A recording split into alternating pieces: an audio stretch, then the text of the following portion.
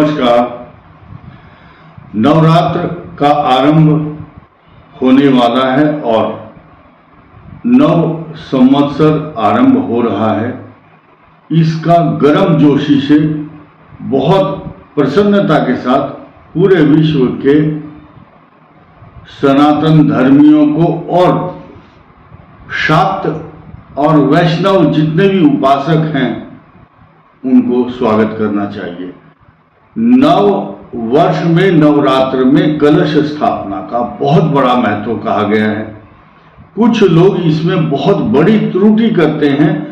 उन सब शंकाओं का समाधान करने के लिए मैं आपके समक्ष प्रस्तुत हुआ हूं।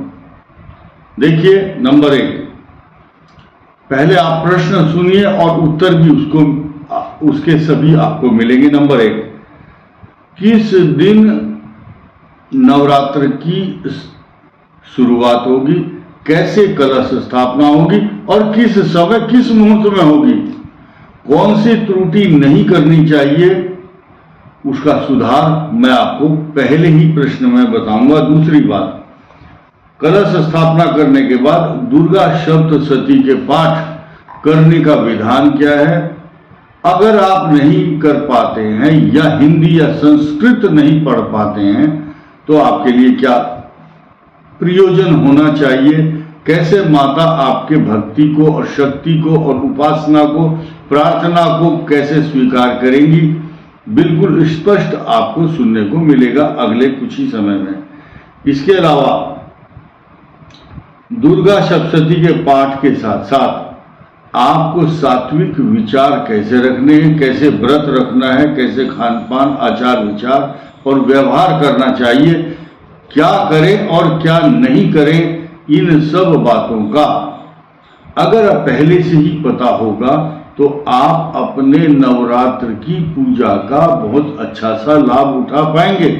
अन्यथा सारी दुनिया व्रत करती है, नाम कर लेते हैं जी हमारा तो व्रत है।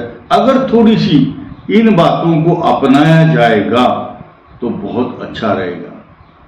तो आइए सुनते हैं। आपको एक दिन पूर्व जौ लगभग 50 ग्राम या 100 ग्राम जितनी आपको खेती या जौ बोना है मिट्टी के अंदर, हर वर्ष आप बोते हैं तो 100 ग्राम ले लो या 50 ग्राम, जितना एक थाली या पात्र में आप, मिट्टी के पात्र में हो, चाहे लोहे का पात्र हो, स्टील का हो या भूमि के ऊपर ही आप जमाते हैं, रेत या मिट्टी डालकर जौ को भिगोइए। आप रात को धो लो, उनको धो करके साफ करके भिगोइए। भिगोने का तात्पर्य यह है अगले दिन सुबह ही वो अंकुरित हो जाएंगे मिट्टी में डालने के बाद। तो आपको ये पछतावा नहीं रहेगा कि 9 दिन में हमारे जौ छोटे ही रह गए, बड़े नहीं हुए। हरियाली जितनी अच्छी आपकी खेतरी या जौ लंबे होते हैं, ये संपन्नता का प्रतीक है। अच्छे जौ पूरे साल सुख और समृद्धि बनी रहेगी। अगर बहुत अच्छे जौ उत्पन्न नहीं हुए तो समझ लो समृद्धि में कुछ कमी है, भक्ति में कमी है, या आपने जौ ठीक से नहीं बोए, या माता के प्रति आपकी श्रद्धा बहुत अच्छा विश्वास नहीं है। तो जो बातें आपको बताई जा रही हैं इनका पालन करना आपके लिए अनुकूल रहेगा। अब हम शुरू करते हैं। कालयुक्त नाम का संवत्सर कल प्रातः 7:32 पर आरंभ होगा। किस लिए होगा? यानी कि तिथि तो आपकी शुरू हो जाएगी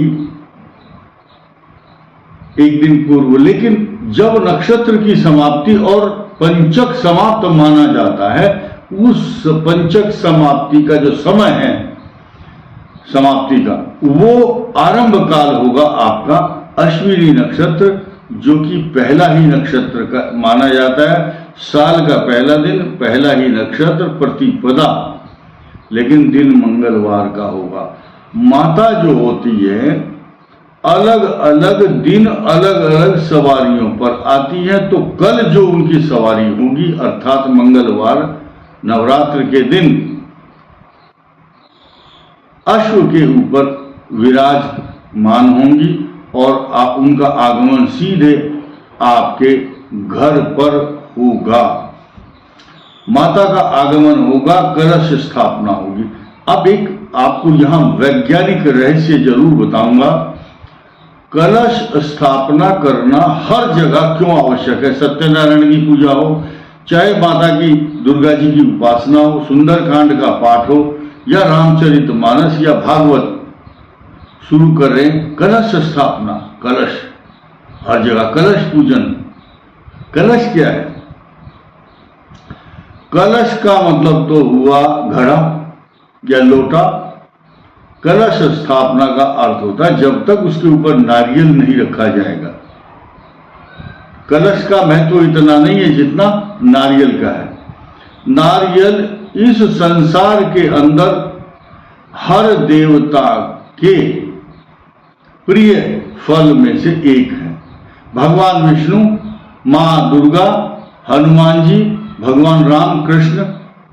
कारण क्या है? सुनिए ध्यान से, कोई नहीं बताएगा आपको ये बातें। इस संसार में सर्वाधिक ऊंचाई पर लगने वाला फल नारियल है। वायु तत्व में लहराता है और जल तत्व के गुण उसके अंदर विद्यमान रहते हैं। यानी कि वायु तत्व उसके अंदर है, क्योंकि सर्वाधिक ऊंचाई पर लगने वाला फल नारियल होता है। उसके अंदर जल तत्व रहता है, पानी भरा रहता है। तीसरी बात यह है, वो पृथ्वी के ऊपर खड़ा हुआ है वृक्ष। पृथ्वी से वाटर, मिनरल्स, ऊर्जा, जो भी उसके अंदर शक्ति भरी हुई है। अब आप देखिए, कोई ऐसा वैज्ञानिक नहीं है जो इंजेक्शन से नारियल के अंदर पानी भर सकता हो। हिम्मत नहीं है किसी वैज्ञानिक की। यह प्राकृतिक भगवान विष्णु के लिए एकदम प्यूरिफाइड जल, पृथ्वी के नीचे से जल आएगा, शिराओं और धमनियों के आर्टरीज और वेन्स जो हैं बारीक नारियल के वृक्ष की, वो पृथ्वी से खींच करके बहुत ऊंचाई पर ले जाता है।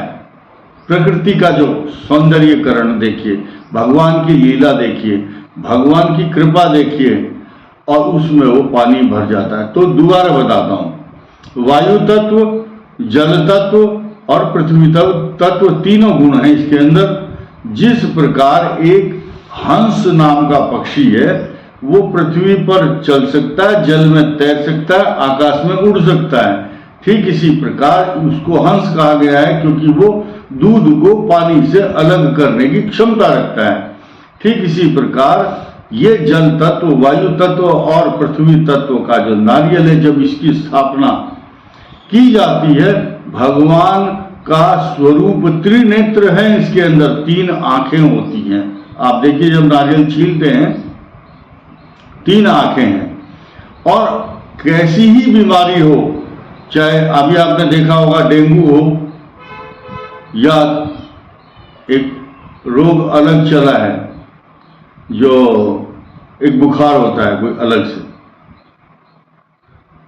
और कोरोना में बहुत पिया लोगों ने, तो ये बॉडी के अंदर एकदम 1-2 बोतल जैसे लोग ग्लूकोज चढ़ाते हैं, ऐसे ही ये पीने से आपके अंदर सबसे बड़ी ऊर्जा प्रदान करता है। तो कलश स्थापना करने का जो समय है 7:32 होगा।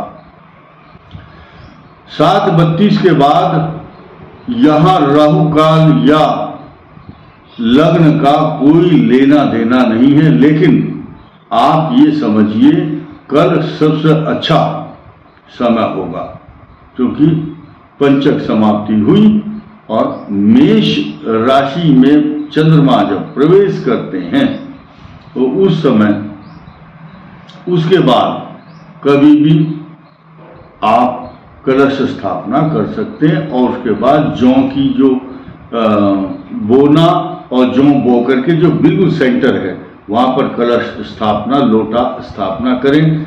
डबल लोटा रखेंगे तो अच्छा रहेगा, सिंगल रखेंगे तो भी ठीक रहेगा। आम्र पल्लव उसके नीचे होना चाहिए। ये मांगलिक कार्यों के लिए तोरण द्वार बनाकर भी रख सकते हैं आम्र पल्लव से, क्योंकि आम के पत्ते जहां मांगलिक कार्य होता है उसे तोरण द्वार बनाने से, बंधनवार बनाने से घर में नकारात्मक ऊर्जा का प्रवेश नहीं होता है।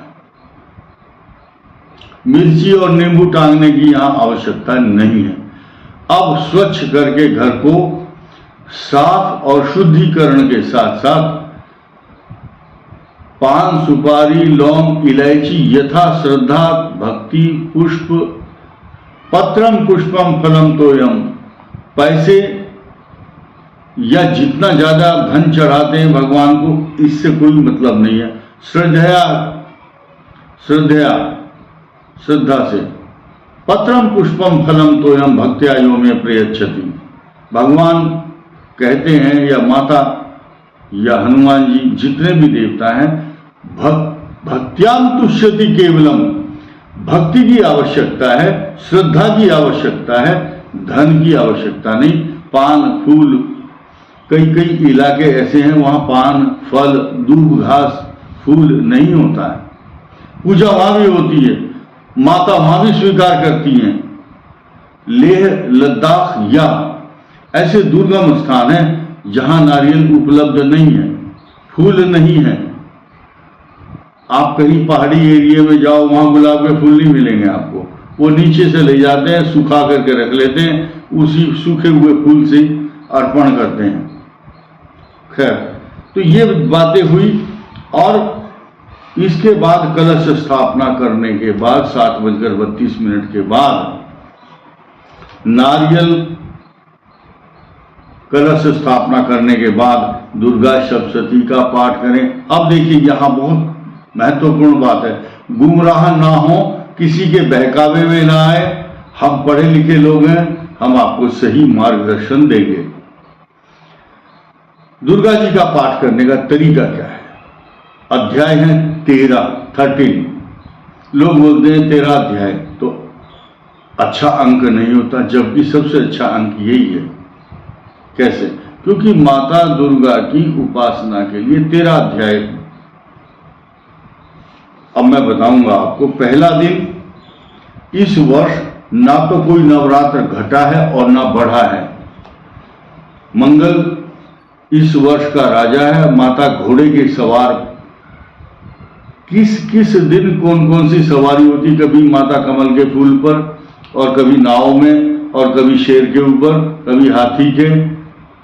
तो मंगलवार के दिन उनकी जो सवारी होती है वो अश्व होती है, घोड़ा। घोड़े पर सवार होकर के माता आएंगी, आपके सभी मनोकामनाओं को पूर्ण करेंगी। और इस वर्ष मंगलवार का दिन बहुत ही ऑस्पिशियस, पवित्र और सिद्धि कारक होगा। साथ ही साथ जो लोग संस्कृत नहीं जानते वो वीडियो के माध्यम से या टेप रिकॉर्ड से जैसे भी सुन सकते हैं, या सिर्फ दुर्गा जी के 32 नाम ले सकते हैं। 32 दुर्गा जी के 108 नाम भी हैं। सती साध्वी भव प्रीता भवानी भव मोचनी आर्या दुर्गा जया चार्या त्रिनेत्रा शूलधारिणी, ऐसे करके ब्रह्मवादिनी तक 108 नाम हैं। और अगर आप कवच, अर्गला और कीलक यही कर लेते हैं तो भी आपकी पूजा स्वीकार्य होगी। लेकिन अगर 13 पाठ करने हैं तो नियम सुनिए। नियम यह है कि पहला अध्याय, फिर 13वां अध्याय, फिर दूसरा, फिर 12वां, फिर तीसरा, फिर 11वां, फिर चौथा, फिर 10वां, फिर 5वां और फिर 9वां, फिर 6ठा और फिर 8वां। अब बीच में एक बचा 7वां। सप्त श्लोकी दुर्गा, 700 श्लोक हैं। हाउ यू कैन डिवाइड, तो नियम बताया, तरीका बताया है।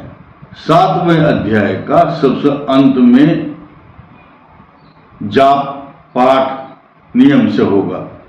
जो लोग नहीं कर सकते तो रोज एक अध्याय धीरे धीरे शुरू करें। किसी के पास बैठने की क्षमता नहीं है, कोई पढ़ना नहीं जानता है, किसी पास समय का अभाव है, क्योंकि सांसारिक दिनचर्या के कार्य भी संपन्न होने आवश्यक हैं।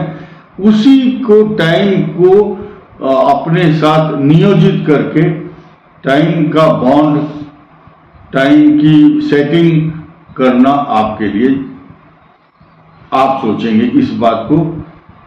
इसके अलावा पहले दिन प्रथमम शैलपुत्री चे, ये 9 तारीख को शैलपुत्री की पूजा होगी।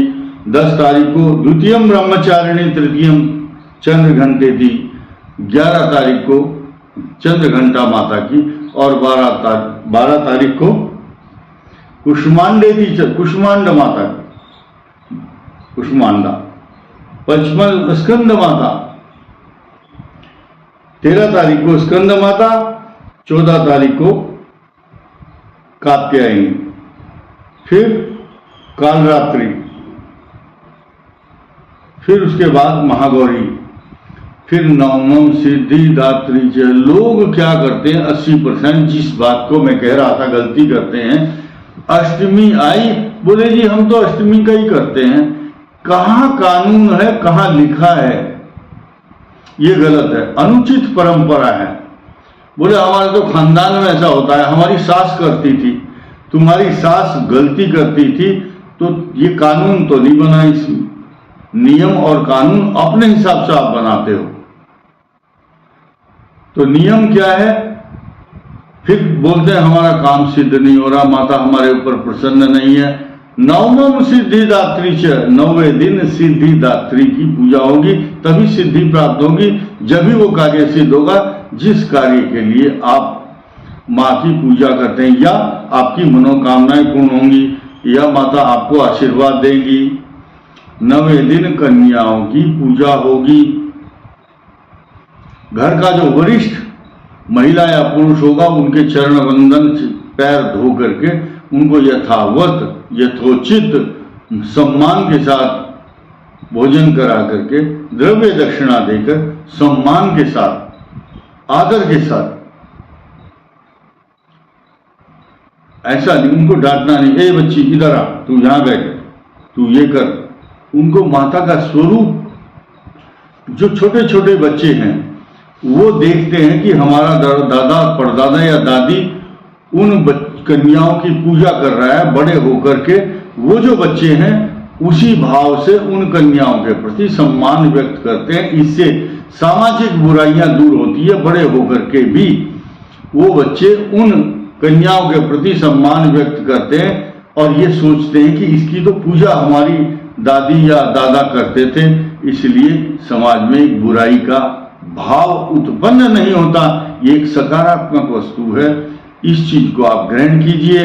और दुर्गा सप्तशती का पूरा पाठ नहीं कर सकते, या सिर्फ आप धूपबत्ती जलाइए, हाथ जोड़िए, हे माँ दुर्गा आपको प्रणाम करते हैं। एक मंत्र तो आपको पूरे हिंदुस्तान में सब जानते हैं। एक मंत्र दुर्गा जी का कोई ना कोई जानता होगा, सर्वमंगल मांगल्ये शिवे सर्वार्थ साधिके। चारों तरफ मंगल ही मंगल होता है। शरण्ये त्र्यंबके गौरी नारायणी नमोस्तुते, ऐसे करके प्रणाम करके, और 9वें दिन क्षमा प्रार्थना। आप संस्कृत नहीं जानते, छोड़ो। आवाहनम न जानामि न जानामि, सर्जनम पूजाम देव न जानामि, क्षम्यताम परमेश्वरी। ऐसा नहीं, आपसे माता हमारी पूजा में कोई त्रुटि हुई है तो उसको क्षमा कीजिए, क्योंकि इस संसार में पूर्ण कोई भी नहीं है, गलती सबसे हो सकती है। और जो आदमी आंख बंद करके प्रार्थना करता है और ये कह देता जैसे भी हमसे पूजा हुई बन पड़ी, ऐसे ही स्वीकार करो। तो इस वीडियो में इतना ही। धन्यवाद, नमस्कार।